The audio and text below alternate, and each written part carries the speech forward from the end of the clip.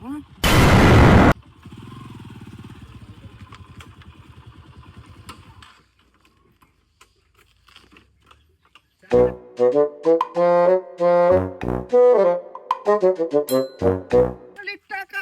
রে, এত টাকা করে রে, শালা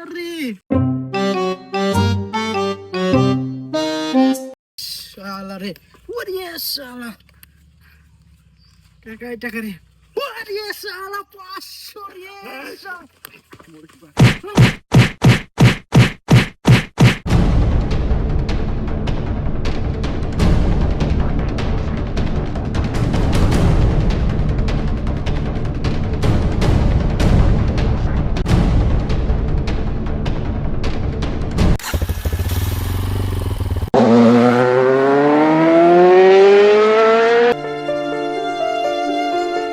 ভিডিওটি দেখার জন্য আপনাদের অসংখ্য ধন্যবাদ।